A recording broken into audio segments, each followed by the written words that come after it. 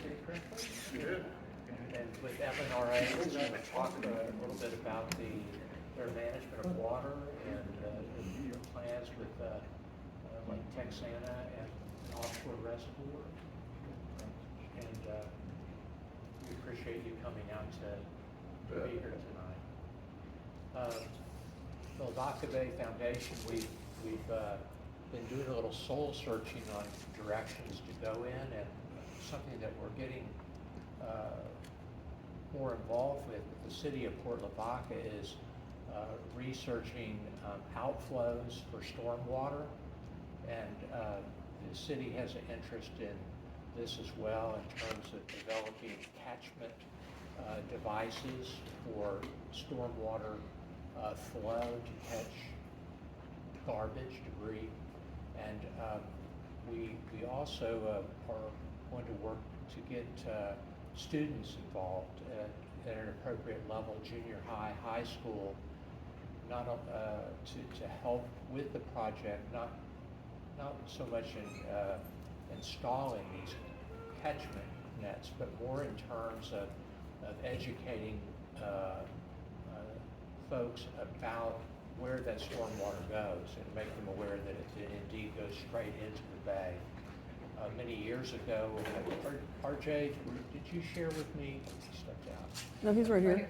Oh, RJ, did you share with me years ago that there was some program where they were labeling the drainage,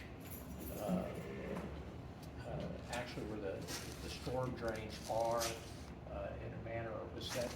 Yeah, that was the kids. Remember they put those labels on the drains that said. Yeah. So there was a project that the city had at one point with some, I think it was junior high kids.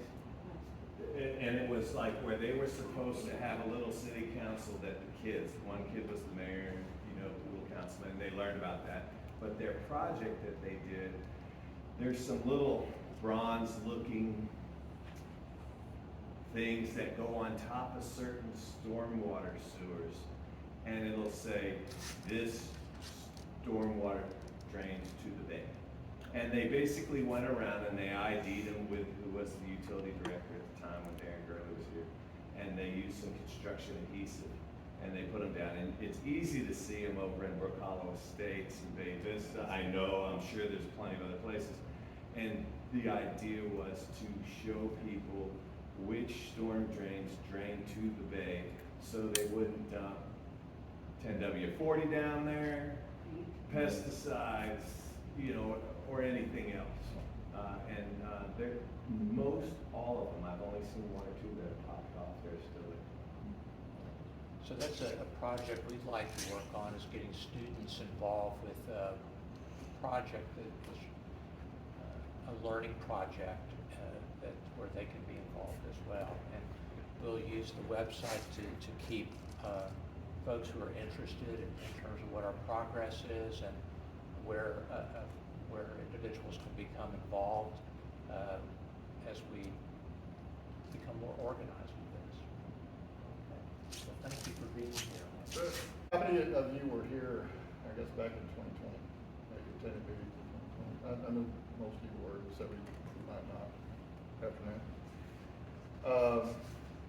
Back then, y'all had asked me to give a presentation on the environmental flow of the freshwater release program that we have with Lake Texana. And so I didn't change really anything, and I didn't put all the slides I had then. I just do a rehash of what we talked about last time. So it was a long process to come up with the program that we have in place today for bay and estuary releases, or freshwater release to the bay. Started in the 80s, wasn't not completed until 1994. It was a long process, and I wasn't there at the time. I don't understand or fully understand, other than there was legal action and it was a settlement that came out of the court system of how we arrived at what we arrived at. But that's all changed today as far as going forward with any new projects, which you asked me to talk about three things. One was this subject. One was an update on the Lake Texana Yield Enhancement Project that we've been working on for the past 3 years. And then also talk about the Bay and Basin Stakeholder Committee that came out of the Senate Bill 3 environmental flows process.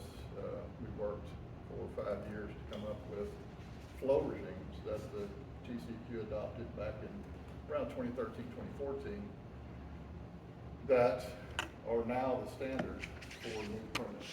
Any new permit for a water right or any new major amendment, those standards have to be met for those flow regimes, which is a little bit different than they did it back in the 80s and 90s. So that's all changed. So I'll cover all 3 of those things. Okay, do those get reevaluated every so often or We re-recommended? can talk about that. Perfect. So, Lake Texana Bay and Estuary release schedule. This week, we reached 78.18% capacity. So this is pertinent to what we're talking about now. So when the reservoir is more than 78.18% full, these mean and average flows are to be passed to the reservoir. So we only get to keep anything that is above that flow rate, okay? So, for instance, in big month, March, not March, looking for a number here. So May, let's say for May, 1,169 CFS. In May, if there's 1,170 CFS that comes in, we get to keep 1 CFS. Everything else has to be passed through. That said, if we get 500 CFS, it's passed through. We don't pass the difference between 500 and 1169, if that makes sense. We're only required to pass through what comes into the reservoir up to that amount, and then anything over that, we get to store, okay, for use. So it varies. Every month has a different flow rate. And the way we operate it is every Monday morning, we come in and we look at what came into the reservoir last week, right? And we total that up from all inflow points. And then we make a determination on how we're going to release that water. We have, we call it the River Outlet Works, ROW. And it's a multi-stage or multi-gated structure that's in the lake. And if you were driving right before you get to the spillway, on the right-hand side, there's a separate tower out there with a walkway. That's the ROW. And it has a 10x10 box that is extended through the embankment that actually discharges into the old, or near the old river channel. We're limited on the discharge of that to about 240 CFS. What we found through the years, anything over that, we start to cavitate down the gates, and we don't want to follow erosion on the concrete. And so anything over that then will turn over to the spillway. And so depending on, some of these months are large. It's a large, that's per second. So if you have to release a week's worth of that, your release can take a whole week sometimes, right? With the spillway gate. And the spillway gates discharge at about 632 CFS is what we pass through the spillway gate.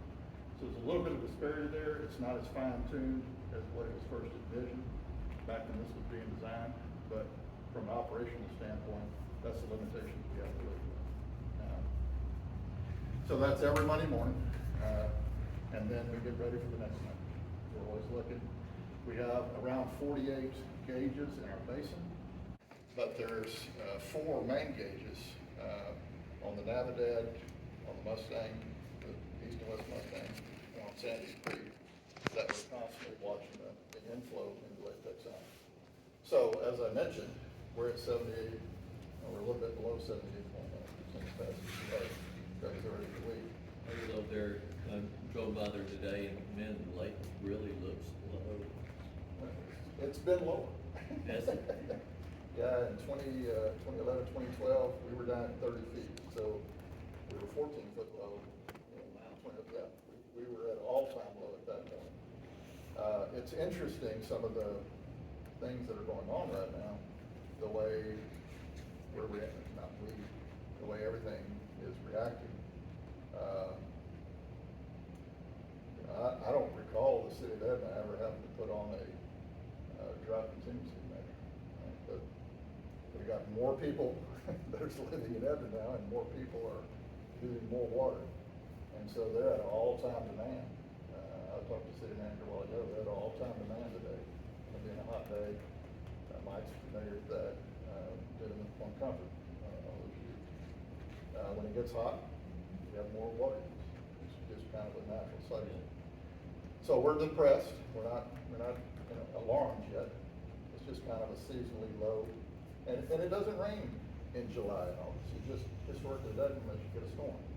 Last June, we got 29 inches of one rainfall. Right? This June, we only got about 1.5 inches. So that's just the seasonal and the annual disparities. So the change in this is, when we talk about impacts, here's the change. When we get to 78.18% capacity, we no longer go by the above schedule. We cut it back to what's known as a base flow. So there's a base flow of inflow through historical calculations and using historical hydrology.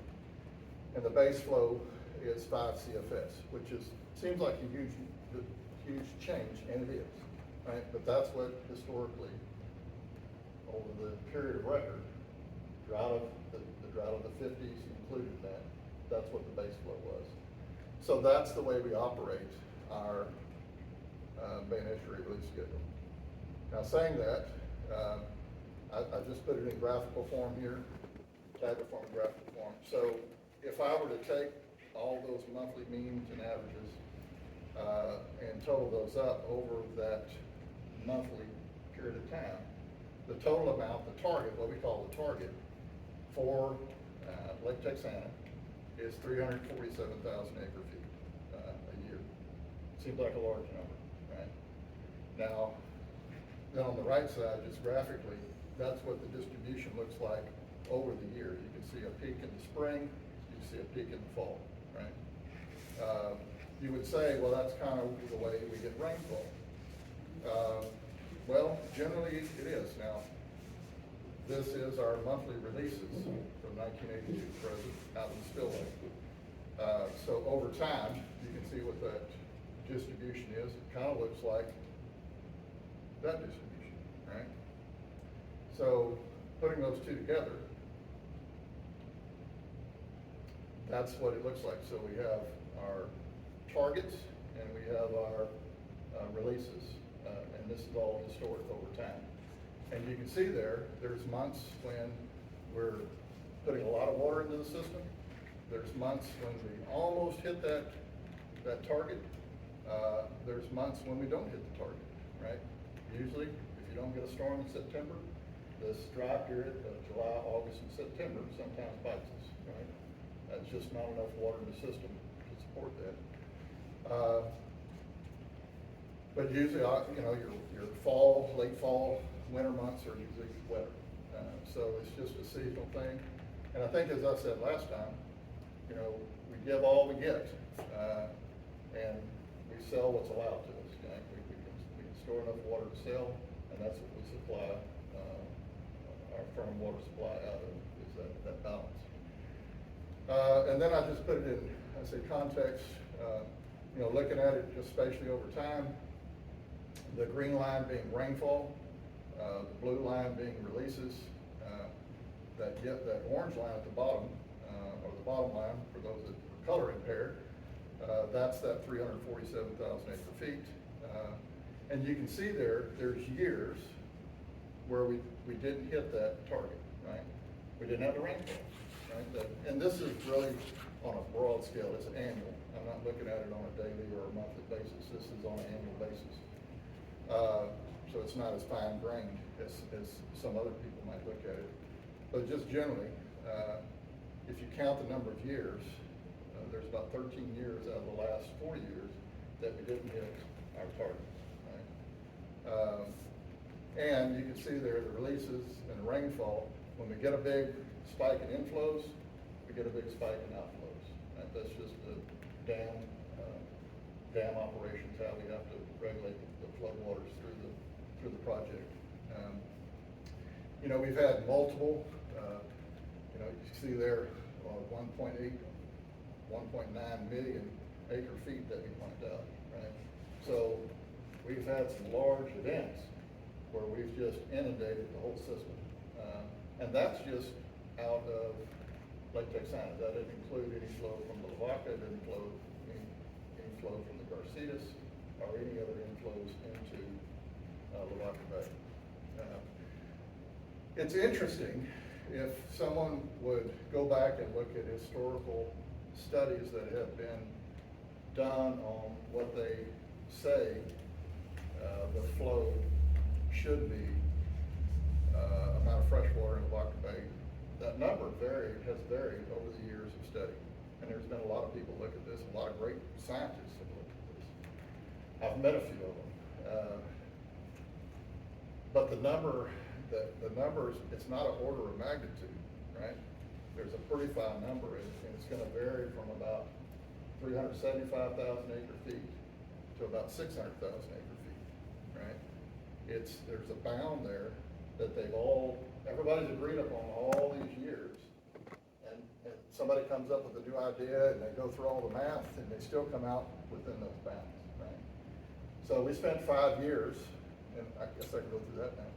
We spent 5 years with the Bay, it's the Colorado, Lavaca Bay and Basin Stakeholder Committee. And there was a group of 21 people from all walks of, I guess, industry and ag, all sorts of walks of life. River authorities were included in that, so I sat in on it. LCRA sat in on their side. But we had some really good scientists. And so the BBASC group, we're kind of the commoners, we're not scientists. Some of them knew more than others, and a lot of them knew more than me. But then we got to hire what we call the BBASC group, was the Bay and Basin Expert Science Team. And that expert science team was made up of just that. It's experts in the field of aquatic sciences, and they were all from Texas. So we used the resources that we had available to us in Texas. Now, some of those individuals served on multiple BBASC groups. And the BBASC relied on the BBASC to give them kind of, here's what you should be looking at. And then the BBASC looked at it from a more practical standpoint, from a I'd say a ground zero standpoint of users, right?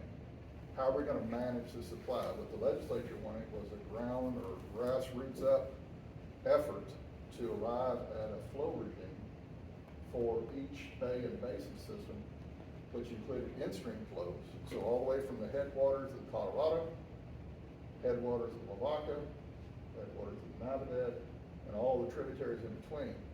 We looked at what it should be at every station, right? We looked at what the in-stream flow standard should be. And we were one of the few groups that were actually able to come to consensus on what that should be. I truly read it from my good leadership.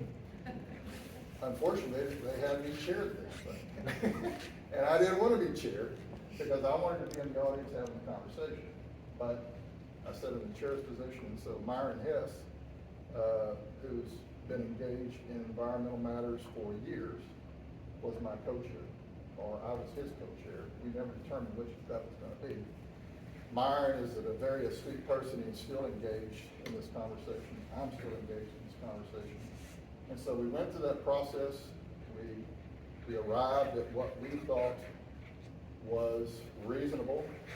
And interestingly enough, after all that effort, here again, we came up with, and I can't remember, I meant to write it down. I can't remember if it's 545,000 acre feet or 595,000 acre feet, but it was around that 600,000 acre foot mark of what inflow we needed for Lavaca Bay, as it's contributed from the Lavaca and Lavaca coastal basins into the basin. I wasn't surprised, put it that way. And it was a great process. We didn't agree on everything, there's certain, and I'll show you in a little bit, there's certain flow regimes that we just couldn't agree on amongst the table, the people at the table. You know, should we create a pulse that creates a flood? I don't think from the liability standpoint, I would want the river authority to create a flood, right? Just to have another pulse on the table. We can't do that. We just can't do that. So, we agreed on, there's about 6 different flow regimes we agreed on. And that's what TCEQ presented to the public. They then opened it up to a public forum. There was opportunity for everybody to come give their input. At the end of the day, TC adopted the flow regime standards for the Lavaca, Colorado estuary, which is Manager Bay, Lavaca Bay, on all the little bay systems in between, and the in-stream flow standards for the rivers and streams in our basins. And so that's now what's used to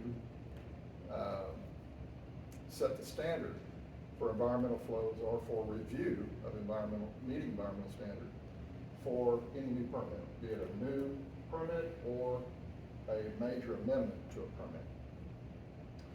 So what we've been working on, we still have the BBASC hasn't met in a while formally. It's been about 4 years since we met formally as a group. Because we're spread from here out to San Saba. It's a pretty large area that the Colorado Basin covers, and there was a lot of folks on the group from the Colorado Basin. We've had, I think, 4 of us from the local basin. Mike sat on there for a while as a representative for industry. So most recently, we talked about sunset review before everybody got here. Sunset review is the legislature looking at a state agency, someone who receives state appropriations, or in our case, someone who doesn't, but they just want to pick on us.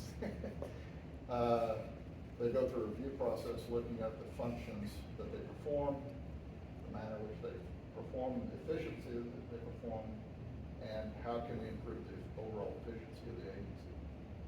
If someone else is doing that, they can cancel the agency and the agency is just dissolved, or they assign it to someone else. You know, it's just a management review is really what it is. TCEQ is going through that right now.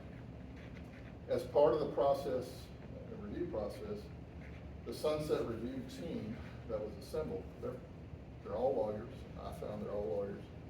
And they asked a million questions. And one of the things they honed in on was the environmental flows process was supposed to be a sustainable kind of living process. And so every 10 years, we were supposed to sit down and let's rehash this. Is there any new science? Is there any new discoveries? Because this was supposed to be based on the best available science. And what we found this first process is, and I'm holding this report because I'm reviewing this report, and actually I just submitted my comments. It's called the Lavaca River Delta Marsh Assessment. And I'm appalled. I'm not a scientist, but all we do is regurgitate what's been done for the last 60 years, right? Joe said this in 1967. Sam said this in 1994. Paul said this in 1983. And they assemble it into a form that reads like a sentence, and they say, here, I completed this, look what I did. Well, there's no new science. That's not new science. And that's been the challenge. So the legislature set up each year $2 million to be appropriated amongst the BBASC groups. I must say there's 16 of us. So it's a small appropriation. I think it's about $200,000 per group, $250,000. And sometimes if a group doesn't have a bunch of studies, they take their money and they give it to this guy over here. So we've been active. I think we've completed 6 studies. This was probably, in my opinion, the worst of them. But it's useful information because it brings things to light. And it says, hey, we need to look more at this. So we've done statewide censuses on environmental flow studies, and that was kind of a compilation of all science. We just wanted to know what's all out there. right? And what do we need to focus on in the future? For the next group that gets together, what new science do they need to develop? Surface groundwater interaction in the Colorado River. If y'all recall, it might have hit the newspaper, there was groundwater they wanted to bring up in, I think, Bastrop County, and they wanted to transport it over to San Antonio. And somehow it wound up in our lap that it became an environmental matter, or somebody wanted to make it an environmental matter. And it wound up and it got approved, and so they did this groundwater surface water interaction. What is the give and take from the river to the groundwater and vice versa?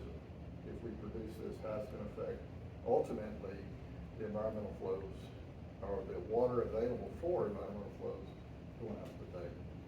Big Boggy, you talked about Big Boggy, there was a study on Big Boggy, looking at the change in that watershed.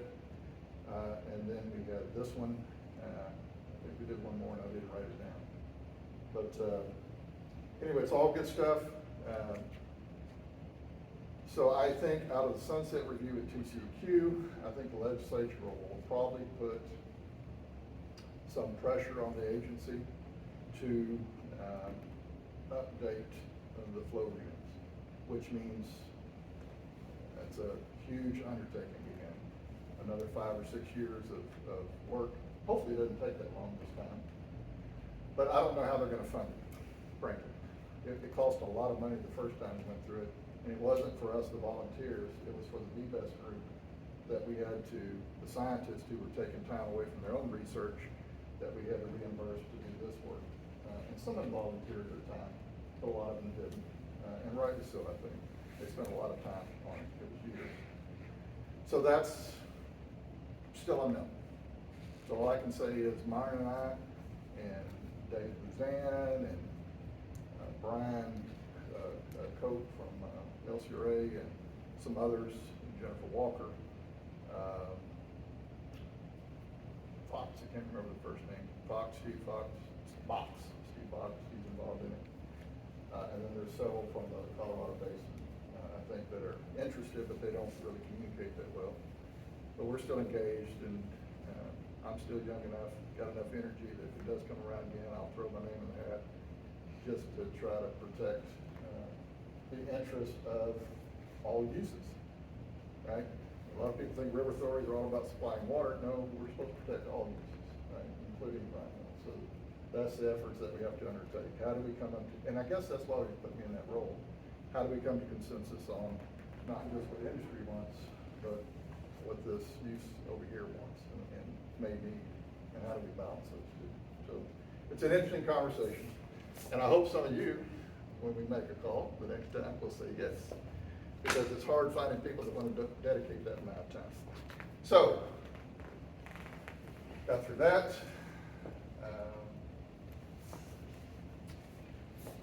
Lake Texana Yield Enhancement Project. You see the date on there, 2020. We've been working on this, I'd say, multiple years. This is a conversation that goes back to 2007, and I might have already said this somewhere. So when Lake Texana was authorized by Congress in the 60s, that conversation began in the 40s. Okay? About 47, that conversation began. And it wasn't just a water supply project. It was how do we manage floods in and around Jackson County and the area. What began as a flood control project said, hey, you know, if we build a water supply, maybe we can attract industry. And then in 62, 63, I think 63, when Carl hit, it just devastated the area. And at that point, they said, man, we need to do something. Well, when it went to Congress, so that was 68 when it actually was authorized by Congress. So it took years. I mean, this is people don't understand, to develop a water supply takes decades. I mean, literally, whole terms, or like me, my whole career would be spent talking about one project. Right? That's how long it takes to get all the way through the process before you can even turn dirt to even think about constructing something. There's so many little nuances that you have to walk through. So this, in 2007, when Lake Texana was authorized, there were two reservoirs that were authorized. There was a stage 1, Lake Texana, and there was a stage 2, Palmetto Bend, right? Stage 2 was on the Lavaca River, stage 1 was on the Navidad River. Went for a vote locally to the public and decided we're gonna build the stage 1 reservoir.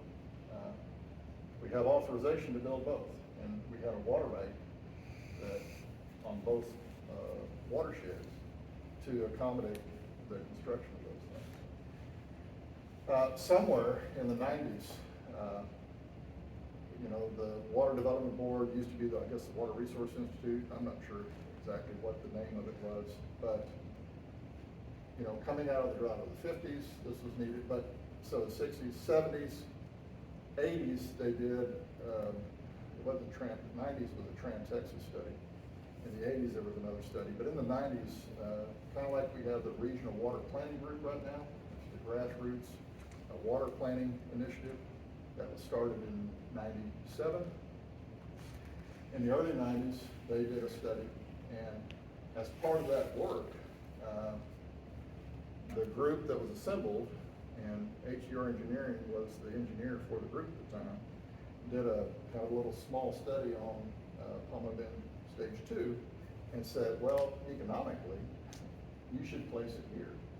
And it got, the authorized location for impoundment actually got moved about a mile and a half. And there was one little blurb in that report. It's a big report like this. There's one little blurb, just a little paragraph that said, if this is ever considered, you need to build it here. Coming up to 2007, in the legislative session, around the state and around the country, Fish and Wildlife Services, U.S. Fish and Wildlife Services, basically commandeered several long-time protected reservoir sites, right? That organization had been working towards, or had it in their vision out in the future, that we're gonna build a reservoir here. If we build it, this is where it's gonna go. Fish and Wildlife came in and said, no, we're gonna make that a preserve. And when they made a preserve, or reserve, it took the reservoir off the table. You could no longer build a reservoir. So, different areas of the United States, and there was 2 in Texas, that got caught up in this conversation. And there was a scare within the powers that be. They said, well, wait a minute, what if they do that to us? And the legislature got along, and the governor got along. And so they passed a bill that year, and it was a Reservoir Protection Act, right? And so, really it was worthless, because you can't trump federal rights. But we're gonna try to. And so they called, I got this call one day, and said, well, what do you want to protect? Which location do you want to protect? Oh, hell. I don't know. So we undertook an initiative to figure out, if we did have to build this, where would we build it, right? And it got construed to the public that we're gonna act on stage 2. Well, that didn't go over so well. Remember that story I was talking about, right? And it got way out of hand. We had signs all over Jackson County and beyond that was big circles with slash through it, LNRA in the middle of it, right? They got really bad. At that point, all you can do is put your head down and do your work, right? We gotta get through this, because we knew at the end of the day that locally, we couldn't support another stage 2. We couldn't support that much land being taken out of the taxation, the tax base. But also, environmentally, everything has changed since the 80s, right? That's why we haven't seen any new reservoirs go in until recently. You haven't seen any reservoirs go in since the 80s. And here we are in 2020, and they just now are gonna build the first reservoir since the 80s, right, up in East Texas. It's taken that long to navigate the environmental process. So, what do? We knew for the future we need a water supply, because the yield in Texana is sold. So that's what this was born from. So that's kind of the backstory of how this came to be. So Lake Texana, we call it yield enhancement project because every year we have an opportunity to move yield ultimately in Texana over time, just through sedimentation, natural sedimentation. And so how do we recapture that? It's too expensive to dredge, right? How do you dredge that large of an area? What do you do with spoil material? How do you go through the environmental process? What are all the things you're gonna upset? And so how do we recapture that yield? Well, we come up with the off-channel reservoir project. That's part of it. So this was a discussion we had, water right application discussion. So this was a discussion we had with the TCQ and with Parks and Wildlife when we were doing the application process. And so the information hasn't changed since 2020, and we still don't have a permit. So it's still an ongoing conversation. So you can see here, you got Lake Texana, which y'all are familiar with. This was, I guess, the abbreviated Palmetto Bend Stage 2. It would have impounded Dry Creek as well. And really and truly, there was a connecting canal. You can see this little connection here. There was also a connection back to Lake Texana, where this would all become one kind of balanced reservoir. I mean, it was a heck of a project, or a heck of an idea. And so, this is about Palmetto Bend Stage 2, not to exceed 115,000 acre feet. Upon completion, we could divert and use 30,000 acre feet for municipal industrial use. And then as part of the permitting process, there was 18,000 acre feet that was set aside for bay and estuary maintenance. So this is the alternative, Lake Texana Yield Enhancement Project overview. So our, everything we've done so far is this would replace the Stage 2 permit. So Stage 2 is permitted. We'd have to go through the environmental process, but it's permitted, it's ready to go. It's authorized by Congress. We've gone through a lot of the base environmental work. But it's cancellation. What we do is we cancel that right once we receive the right for the off-channel reservoir. So at the end of the day, the Stage 2 right would go away and it would never come back. One of the things we knew we wanted was no significant channel impoundment. So this is not a reservoir. It's not an impoundment like you would see with Lake Texana. This is more of just a channel dam, and it's more of just we just need enough depth to keep the impellers with water when we do divert water from the river. And I think there's a picture of that after a while. So looking at the topography of the bottom there, we envision something not anything more than a couple of feet above the existing water surface of the river. And the river's about 4 foot deep at this point, so it'd be about a 6 foot structure. So fairly unintrusive. And we would develop in 2 phases. So you can see here, we have to, part of the permitting process, we didn't want to put a point on the map and say this is where the diversion point is, because we were never able to do that level of work. We could identify what the diversion location would be, so we specified a reach. We did do enough work to narrow that reach down to about a half a mile. So within a half a mile, we would put that structure. We've been working with all the landowners on both sides of the river. They know about this. At some point in the future, this is probably going to happen if we get a permit, and if all things line up and we still want to go down that path. You need to expect or anticipate that this is what we're going to do. And so we've been working one-on-one with those folks. Is that a gravity feed from the diversion, or is it pumped? It would be pumped. So phase 1 would be lifting it up and moving over to Lake Texana, right? And then phase 2, you would lift it up, take it to Texana, and then you would relift it and take it to, or just take it directly to, the off-channel reservoir. You know, town reservoir being located where? It'd be south of Lolita, in between Lolita and Point Comfort. On most property. Yes, sir. That's the largest contiguous tract we could find, where we had to deal with the least amount of landowners. Well, what do you take? You take farmland, so what areas do you want to take? So we think we found a location with no oil and gas, right? No pipelines, things we've got to deal with, so relocations are at a minimum. When we look out into the future, what we see is 1593 developing over time, right, that coastal area. So there's no sense in us putting it over here near El Toro and then have to push water that way, right? No. So we put it in an area where we think the usage is gonna be long-term.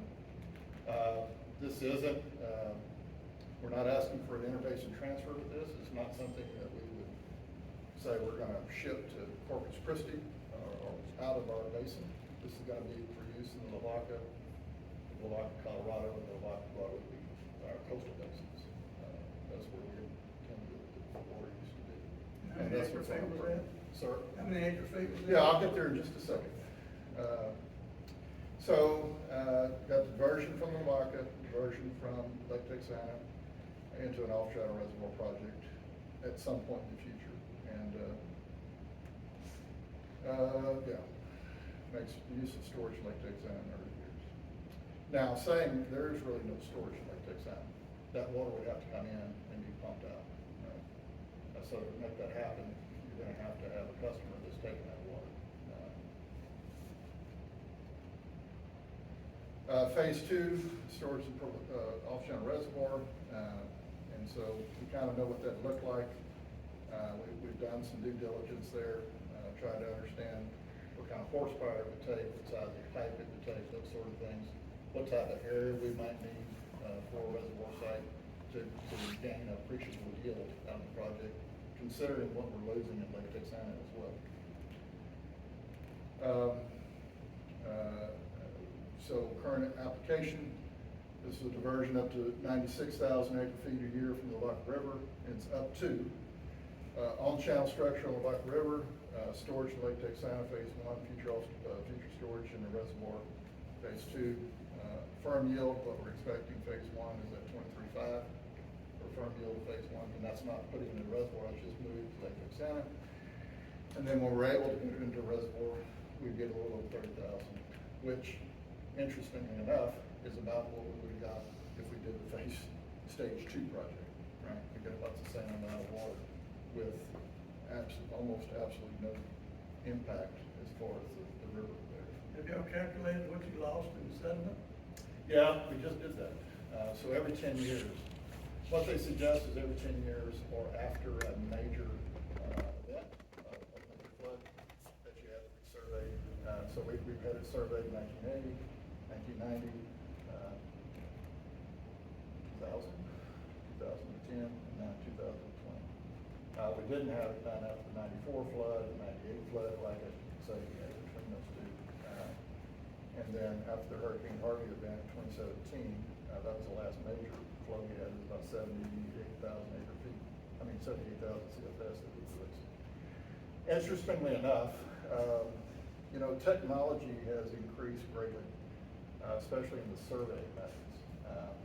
When the Bureau did this years ago, we still have what we call transects or range lines at differing points along the reservoir, and they're measured out, and you would basically streamline a line from here across, and then you would do soundings, right? You get sounding, and then you would interpolate or extrapolate, however you want to, whichever way you're going, between those points, and you would arrive at a capacity.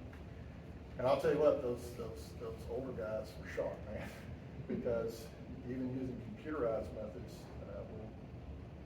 order magnitude, we're there, right? But what they didn't have a good handle on, and I don't know if it was the aerial photography at that time, but the LiDAR, the new laser aerials are spot on. And so we actually, gained area, and we're able to better determine the acreage of the reservoir. So our capacity actually come up. We do know what the sediment volume is. We know how deep it is in different areas. They do a fantastic job at that. Events like this, when we do get a compressed level and some of the bottom is exposed or the sides are exposed, what was sediment loses its fluid, settles out and becomes the new bottom. Right? It's now the bottom of the reservoir. So between 2010 and 2020, we didn't actually gain sediment. We had a couple of, 2000, I'd say, 2009, or 10, 11, 12, we were down a 30-foot elevation, so there was a whole lot of areas that dried out. So what was sediment became bottom, so what came in balanced it out. So mathematically, we didn't gain any sediment, but we lost area. But we also had a scarring event in 2017, and so it moved some of that around. We deepened in some areas. So basically, the shape of our bowl changed, and that's what we're struggling with right now is how do we, or when do we change that in all of our documentation, our documentation plan, when do we change those things? So we just are finishing up conversations with the development board because I didn't understand the methodology they used, because they went back, they took today's number and they recalculated all this other work we did. So I've been looking at a slope, right, a degradation rate all these years, and suddenly my degradation rate changed arbitrarily. And I'm like, wait a minute, I don't trust that number, because intuitively, if I'd have looked at that, I would put a point here, and I'd have put a point here.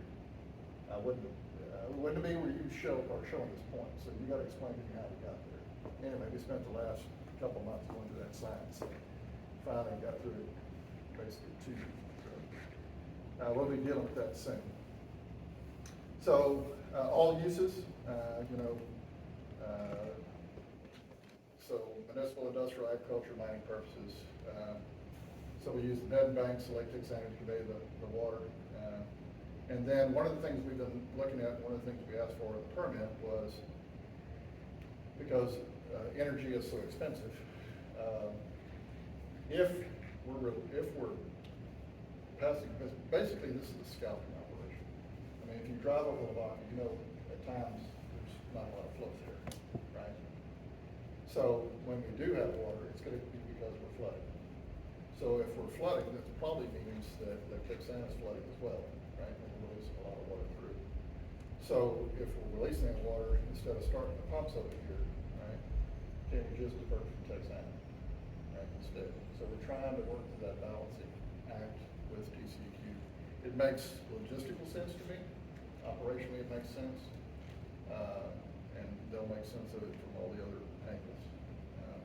But that's what we've asked for. Proposed impoundment, you can see there, I don't know if you can zoom into that, but like I said, we're talking about something that is trying to be as unintrusive as possible. And it says less than 6 feet above the channel bottom, so that's from the earth, and then a couple of feet above the water, just to hold back, So where we place this, if you go to TCQ, if you go to Parks and Wildlife, if you go to the Rubber Commission, if you go to GLO, they all have a different demarcation of where tile begins and ends. Right? Whether it's water quality, whether you're dealing with the Rubber Commission, I could be here, or I could be a half mile from here. And so what we've kind of done is say, we're gonna put it here. So we chose a point. And basically what it shows if you were to take somewhere and you go along the river bottom, you'll go along and all of a sudden it goes, whoop, climbs up. And that's the demarcation of the tile. And so that's what we want. It's right there on the edge of the tile.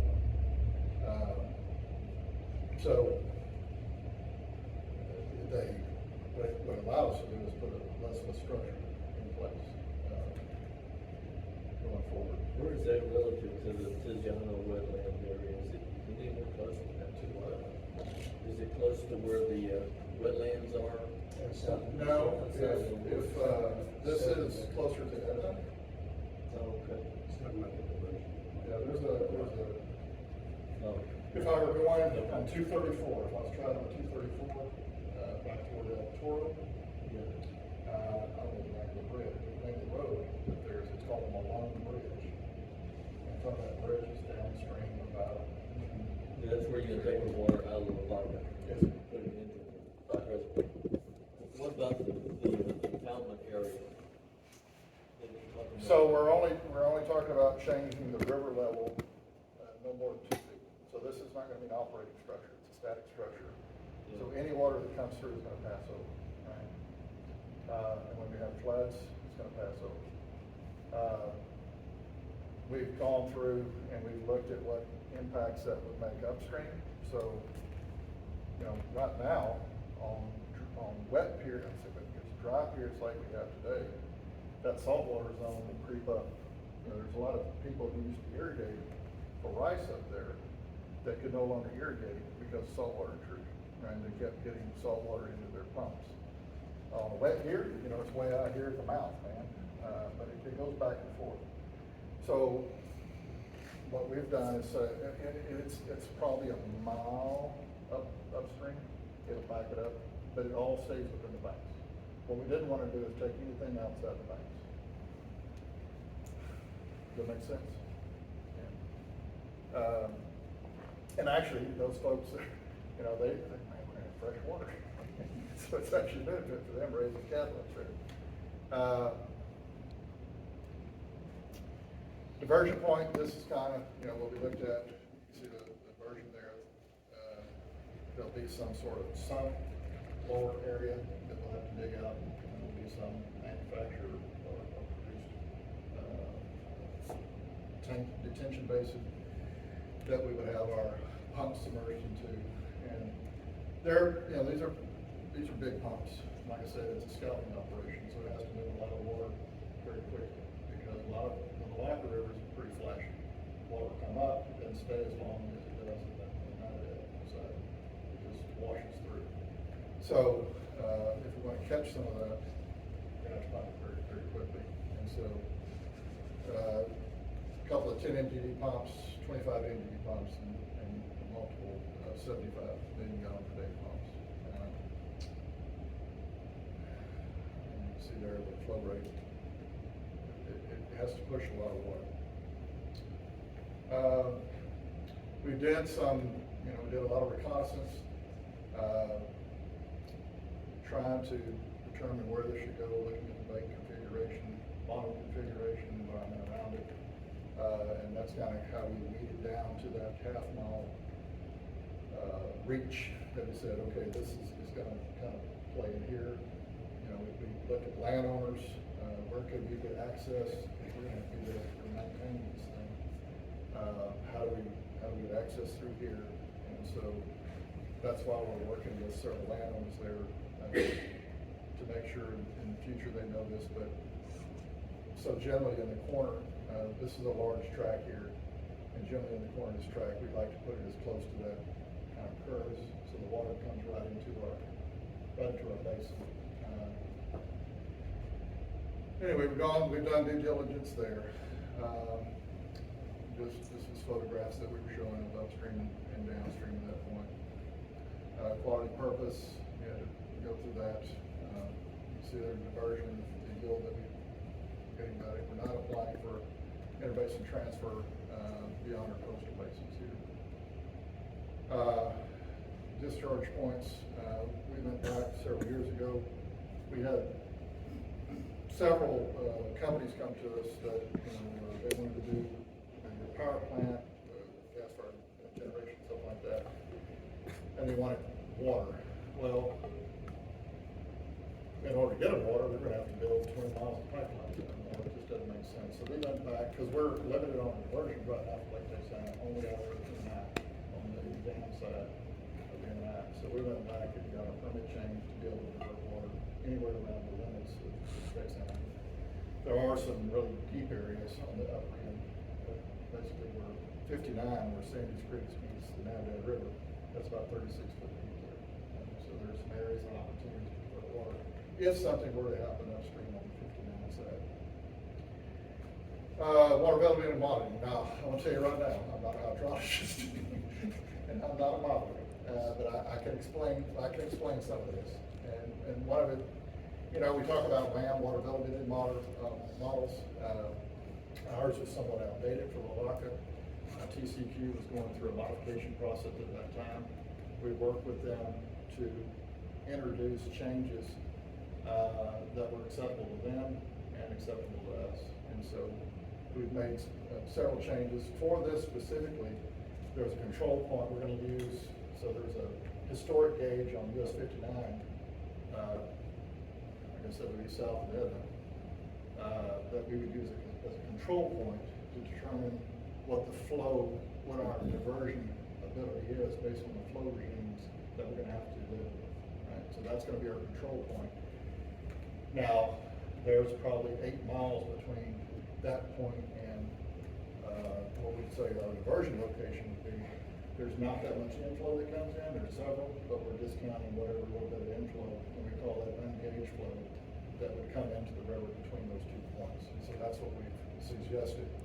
And then we'd have additional node from the modeling standpoint at the mouth of the river. We would propose to add a node down at the mouth of the river so we know which region that point is. And that would be all new. You can see there we exclude the Dry Creek drainage area. We would comment out the stage 2 well code that was in there for that. And then we would show these depletions at the Edna gauge. So reading this chart. So the minimum, maximum, and average. So this is in acre feet per month, okay? And what TCQ wants to look at, what they want to look at is the base condition, which is Palmetto Bend stage 2. They use that as the base, and that's the comparison for this off-channel reservoir. So how does this project compare to this project? That's what they want to know. So what this is saying is, and it's not statistically, well, I guess it is statistically, but historically, this is kind of what you see. So 10% of the time, there's more than, on the baseline, there's more than 297 acre feet per month that would pass by the gauge.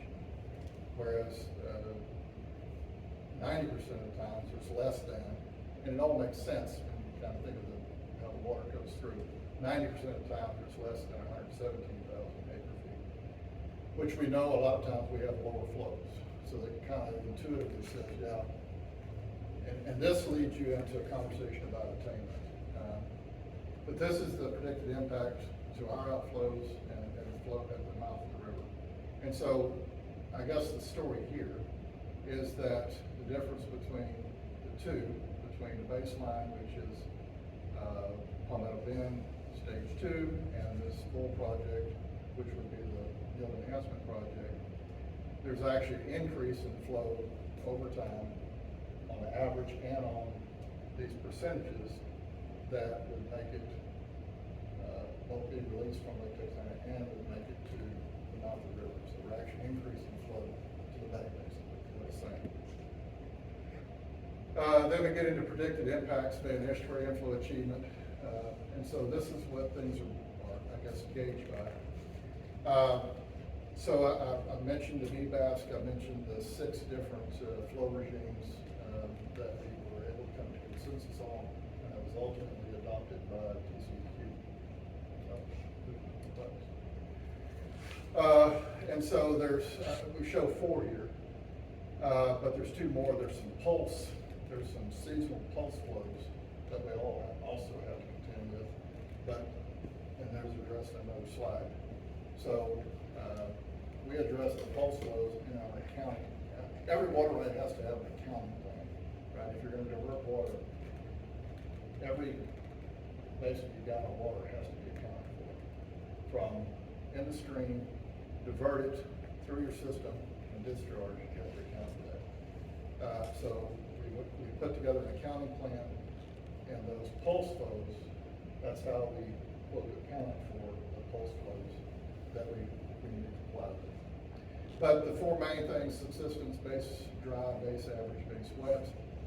So, target or goal would be 90%, 96% of the time, we want to try to at least get the subsistence flow, or 83% of the time base dry. So each one of these categories, full year, spring, fall, and intervening, are all calculated difference. When I first saw this chart, I couldn't figure out how intervening, or full year was 80% when everything else was in the 80s and 90s here. I was like, man, that should be higher. Well, it's not. It's calculated. It's all grouped and calculated independently. They look at it independently over history, and then they look at this one in the spring independently over history, and they separate it out that way. And that's just a common way they do it. So generally, this is the baseline, and this is pulmonary in stage 2. This is what the attainment values would be for these inflow regimes over a year. So what we're showing here is, so this is phase 1, stored in Lake Texana. This is phase 2, where we actually stored in Alchina Reservoir and pass it through Lake Texana.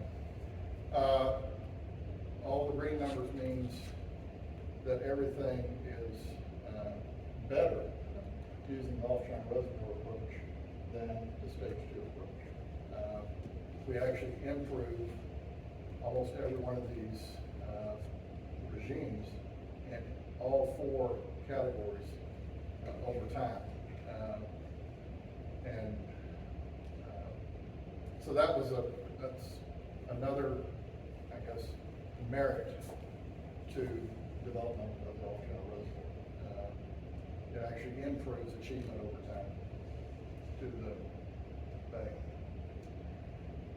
Counting plan, like I said, we got to count everything coming in, everything stored, everything diverted. You have to tell them how to account for that, and then operationally, we need to put those things in place and comply with the permit. So we're under a water master program.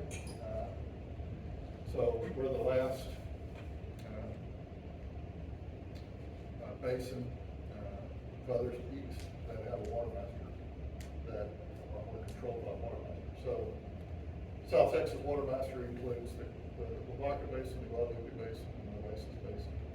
And then there's the South Texas water master. Also, they manage the Concho River water basin, which is out of West Texas, which is the 5 reservoirs around San Angelo, Odessa area.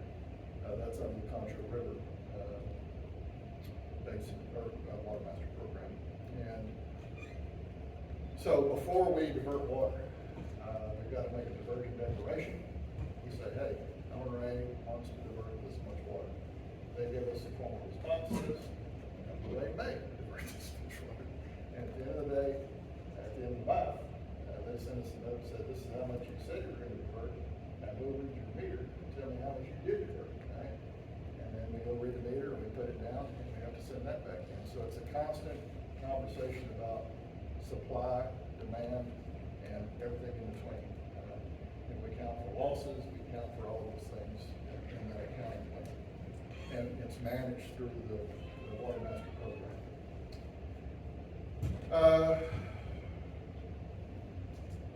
And one of the things in the accounting plan, so I think we're one of the first to go through under this new flow regime,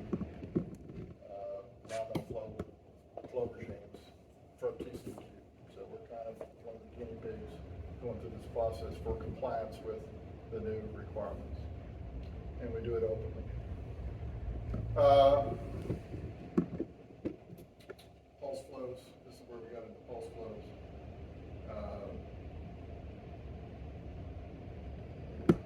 Before we convert, so basically we have to go out and we have to measure the gauge, and we have to say we're above this.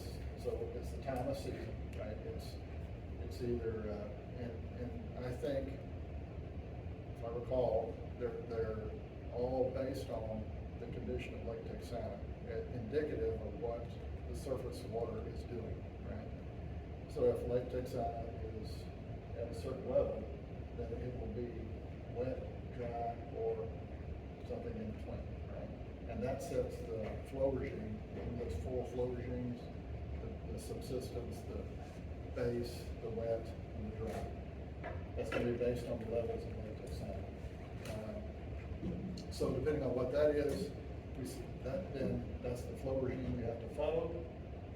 And so there'll be limits on what you can divert during that time. So basically what we're gonna be doing is waiting on pulses. Right? And then the pulse flow, you know, so if you've ever looked at a hydrograph, you know what a hydrograph is? So if you look at U.S. Geological Survey at their water site, every stream, they call it a stage, and there's a flow right behind it. And when a flood comes through, you can actually watch this thing, it's like a rattle, right? And it's a sine wave that continues to move.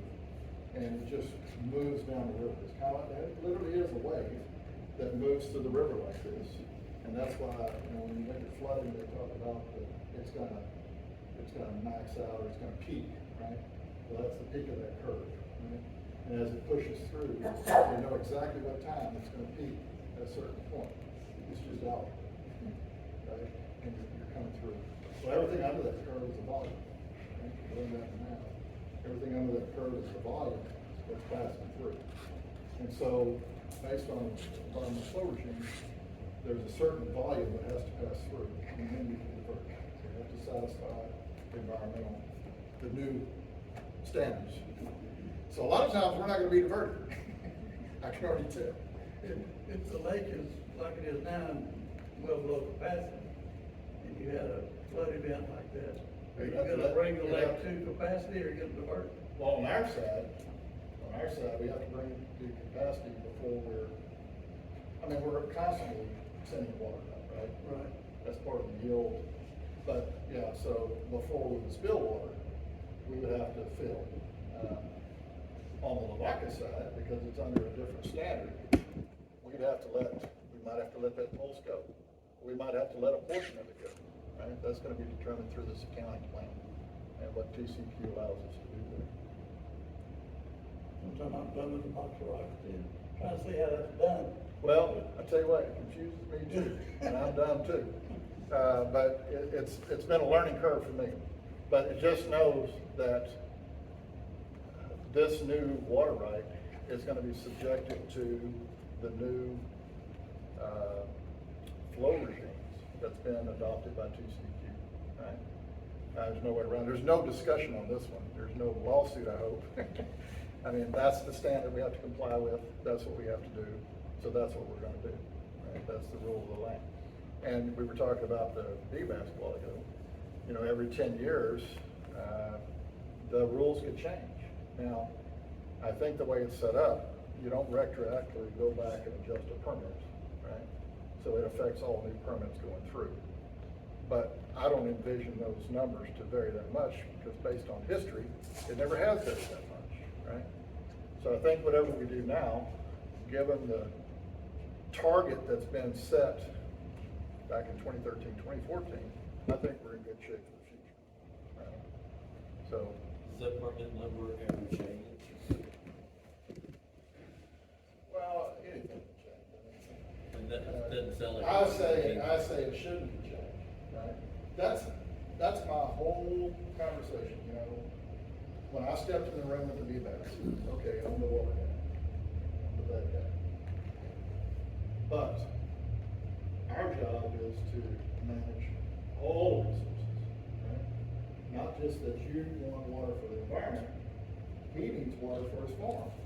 He needs water for industry. He needs water to do this and that. And this one, you know, he wants to drink. Right? Yeah. So we're the common ground. We've got to get it, and I guess that's why I felt comfortable trying to lead the group.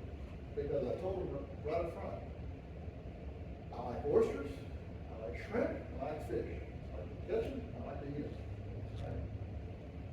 But also have a job to supply water. Right? Supply, make sure everybody has water. So I don't want to do anything to screw that up. But at the same time, we're all going to have to give up something. Right? We're all going to have to come to understanding in how do we manage this as a region. Right? What do we want for everyone? So everybody's getting something. Right? at least somewhat being met.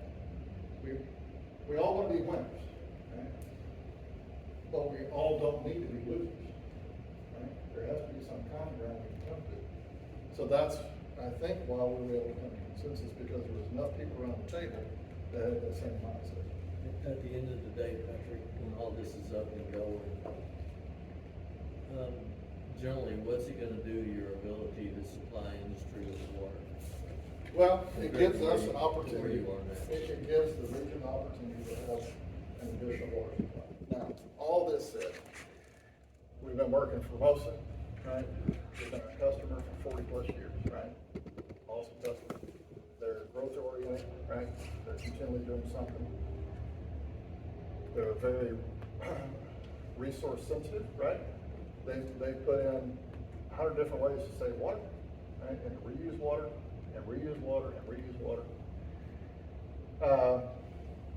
I don't know that we can support, LNRA can't support another Formosa, right? We can't generate that much water out of the little Lavaca Basin. You know, we went through Sunset Review, and that's the way I started out. Actually, that's the way I ended my conversation with them is, here's my slide. We are the smallest major river basin in Texas, right? We're the smallest river basin in Texas. But water from the Lavaca Basin is used from Wharton County all the way down to Kingsville, man, right? All the way over to Beeville and up to Rockport, right? There's a little area in between that doesn't use water from Lake Texana. But there's 7 counties down there that rely on our water supply from Lake Texana, from the Lavaca Basin, right? This area relies on water from, you know, GBRA calls and says, listen, we're working on an off-China reservoir project and we intend to approach Formosa. Fantastic. And they comment, what? I said, man, it's gonna take us all to supply water to industry. Because while today, you know, in Calhoun County, they're probably the largest industrial user and employer, there's other that want to come to this area, right? Old Musk, you know, I hear he wants to build a battery factory, right? All these people want to come to the coast, right? So it's only going to get tighter. So what are they going to use? So while we say we're going to do this, and this is where I started to go down this path, we have a lot of conversations, we have a lot of things we've agreed on, and some things we haven't agreed on, right? At the end of the day, when it comes down to it, my job is to get this thing permitted, right? And have a project that can be built, right? A shovel-ready project that can be built. Because it still has to be financed. And we know costs are going up every day, right? I think I heard a number about that reservoir, man, it's over $1 billion, right, that they're gonna have to spend. And Little Lake Texana was, I don't know, 72 million. I mean, you can see how things change. So will it be cost effective, right? When we get to that location, that time and space, will it be cost effective to do this, right? You know, the city of Corpus Christi right now, industry down there wants a reliable water supply. They live in the, what is it called? The something horse desert, white horse desert, whatever it is. I mean, it's dry, man. They get 25 inches a year, and you have a lot of industry that's located there. Well, they go through droughts. Right now, I think today they're 34% capacity, right? 34% capacity. They're at stage 3 drought level. They're pulling water from the Colorado, and you know what? Colorado's pretty damn dry right now. So LCRA's cutting them off, right? LCRA says, no, you can't divert water because LCRA's water right is 1 day senior to City of Corpus Christi's water supply in the Colorado River. So there's not run of the river, and when there is, they pump, right? So they're pulling water from multiple locations to feed those 7 counties, including from Lake Texana. City of Corpus Christi's, the Port Authority down there, the industry are investing in a conversation on desalination. We've had that conversation here locally, right? Man, it's plug and play. It's easy, right? It's easy. All you gotta do is an energy source, but you gotta have a place to put the reject water, right? The product water. And that's the conversation right now down there, right, is where we put that. In 1997, we studied, right, and that's when they said, oh, you gotta take it 9 miles out in the Gulf. And we said, woo, that's expensive. Well, you think it was expensive back in 1997? Try to do it today. You know, I told those guys, what you need to do is get a big tanker. You know, you're raising that bridge, I mean, bring a big tanker in, fill up the tanker with your reject water, take it back out in the Gulf, dump it. Hell, buy 2 of them, right? And just circulate it. It would be cheaper down the road than what you're trying to do. And have to go through this and use up all your political clout to make this happen. So I think it's gonna happen. No matter what, I think that project's gonna happen because it has to happen in Texas. We have to have a desal plant, a functional desal plant in Texas. Because if we don't, I guarantee you guys, we're gonna run out of water.